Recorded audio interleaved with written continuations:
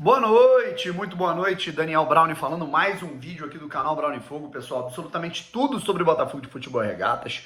A gente tem algumas notícias, tá, gente? Eu pretendo, inclusive, gravar um vídeo mais tarde, assim, para deixar na madrugada. Amanhã, basicamente, vamos dizer, meio-dia, 11 da manhã, tal, eu pretendo fazer uma live aqui com vocês, cara, que vai ser uma resenha aí falando dessa véspera de jogo Botafogo e Ponte Preta, até porque eu não vou conseguir produzir tanto conteúdo assim lá em Campinas, né? Que eu não vou parar em nenhum lugar, né? Tudo, enfim.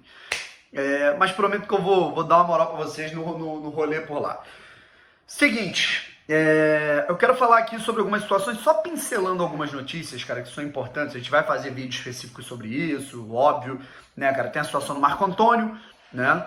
Que o Bahia, né? Houve uma notícia lá por parte da mídia independente do Bahia, de que o clube baiano tricolor estaria projetando pedir 2 milhões de euros, né, para liberar o Marco Antônio para o Botafogo depois dessa Série B, ele que é emprestado até agora o fim do ano, e tem vínculo com o Bahia até 2023, que é algo completamente fora da realidade para o Botafogo, mas eu quero falar inclusive sobre isso. Eu não acho que o Bahia está errado, eu acho que o Bahia está se comportando da maneira que realmente deve ser feita para valorizar o seu ativo e fazer dinheiro, que é o que o Botafogo tem que fazer com o Marcelo Benevenuto, com Fortaleza, por exemplo. Enfim, mas isso é papo para depois, tá?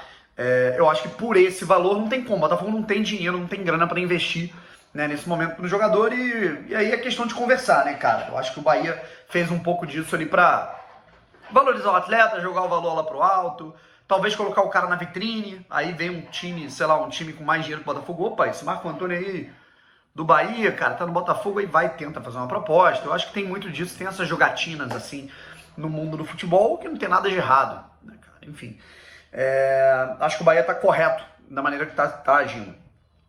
Vamos lá, continuando.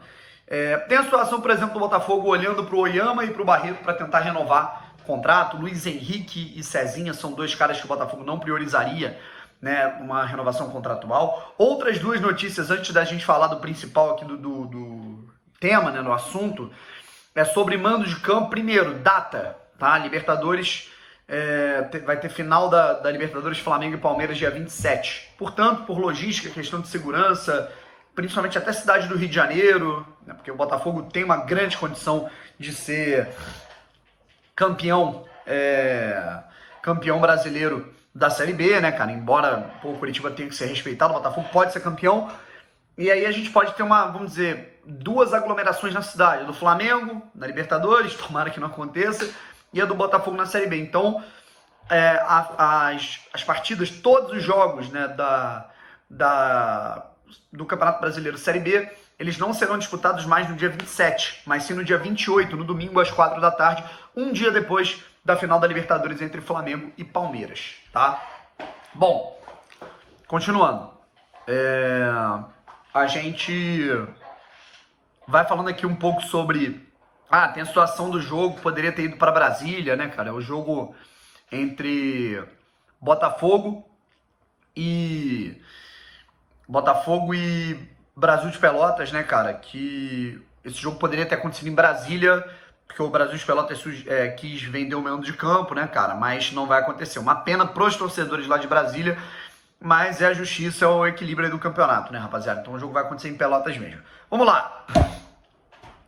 Notícia de março desse ano. Sim, essa notícia ela vem de ali bastante tempo. Início do Campeonato Carioca, início do trabalho do Chamusca, quando a gente já estava começando a se irritar com algumas coisas, alguns planejamentos, alguns pedidos, o pacotão do Chamusca, os pedidos de renovação de Zé Wellison, Luiz Otávio, Rickson.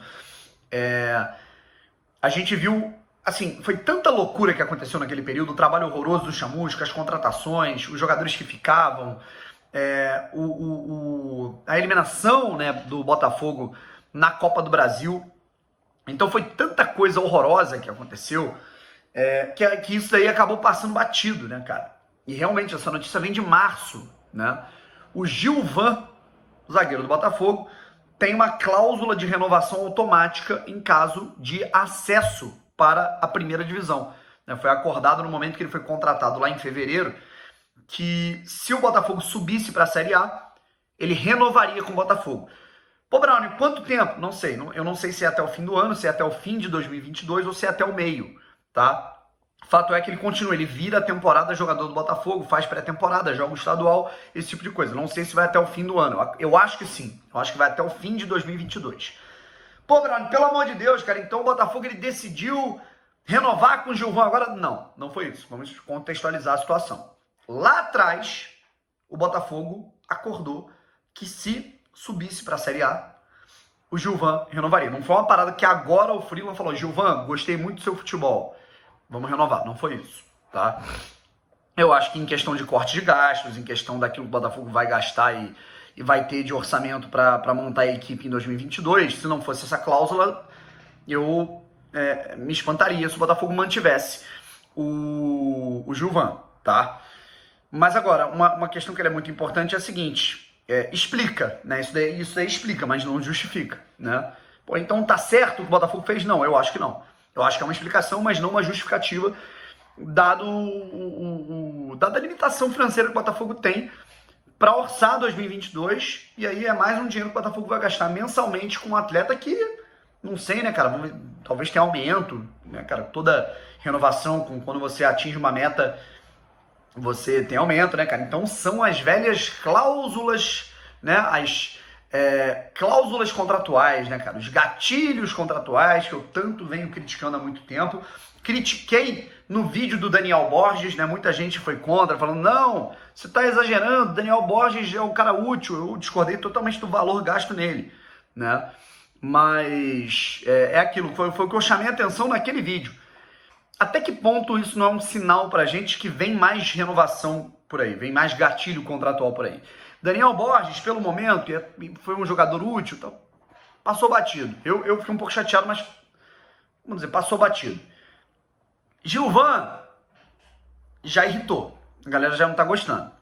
Porra, o cara, né, não foi bem nessa Série B. Em diversos jogos ele falhou muito, né, falhou feio em partidas decisivas, partidas-chave. Né, jogo contra o Cruzeiro no Newton Santos, ele faz um gol contra completamente infantil, muda o cenário completo do jogo, o Botafogo tava vencendo. Botafogo e Avaí, né, cara? Ele fez uma partida péssima, o Botafogo perdeu no estádio Newton Santos. Botafogo e Goiás também, né? O Botafogo perdeu no Newton Santos, ele foi muito mal. Então, cara, ele não fez por onde nessa Série B. Então, numa Série A, não faria sentido coroá-lo com uma renovação. Mas o contrato coroou, certo? Aí é o que eu falo, cara. Você me desculpa, vou ter que citar isso aqui, né? Bate na madeira, Deus me livre. Mas quem é que garante, por exemplo, que o Rafael Moura não vai ficar no Botafogo no ano que vem? Ah, Bruno, mas ele tem meta de gol, até onde a gente sabe, né?